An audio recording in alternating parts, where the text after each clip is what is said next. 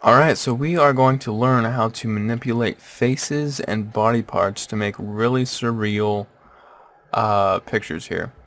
So let's start off just with the blank head trick. So what I did here, you can see I have two different layers. I've got one of just my neck and one of my head or my face just looking at the camera. What I can do is just create a layer mask on here, invert it by pressing Control I, and then I can grab a brush, paint in my neck over my face. And now you can see already I am faceless, and you can even see my chin right there. If you don't want the chin, you can just move this guy up. Bam. Completely faceless. My neck, I'm just gonna make it bigger than my head so we can be sure that that fills up the entire area. There we go. Flatten the layer. So flatten image. Layer, flatten image. I'm going to duplicate this layer by dragging it down here to the new layer icon. And then I'm going to select multiply.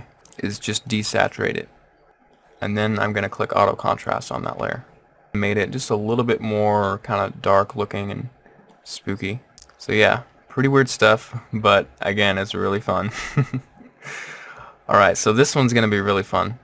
I'm actually going to make this back into color. I'm going to be making the eyes really big and the mouth really big. Duplicate the layer, select my mouth right here, hit Control C to copy it, and then Control V to paste to that area. You can see I just pasted that. While this layer is selected, the mouth layer, I'm just going to press Control T and then hold down Shift and Alt, drag the photo up to make it bigger. So I'm just going to create another layer mask on it, brush tool, and just fade out those edges. So I'm just going to select my eyeball, Control C to copy, and Control V to paste. Control T, and I'm going to hold Shift and Alt.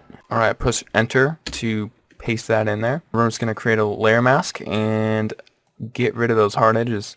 Bammo. And you have a surreal monster, a screaming man.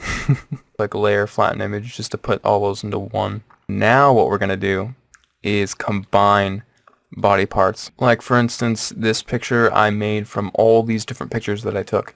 I've taken several different pictures of my hands in different positions. Same lighting conditions, and I used the manual mode on my camera. It's a black blanket. Just make my canvas size really large. So I'm going to click Image Canvas Size, 9,000 by 9,000. I grab my hands and paste them on the tips of my fingers.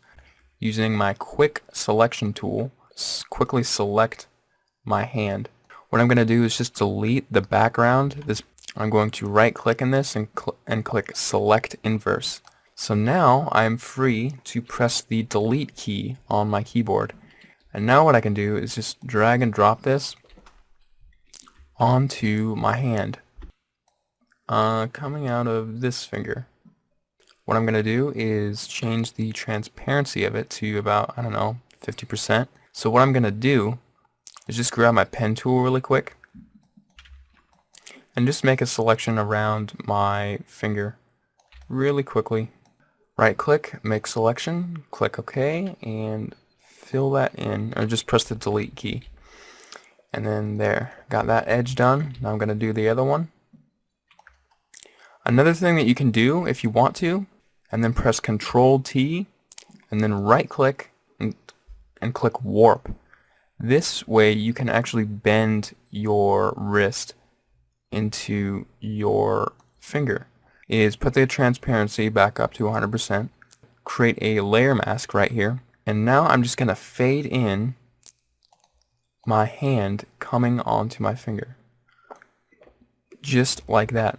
This hand is a little bit brighter than this one. You can also just go into the levels here and just brighten it up to where you see fit. Right about there. And now that looks pretty insane. I love that. And now look at all these other layers. I have several different hands.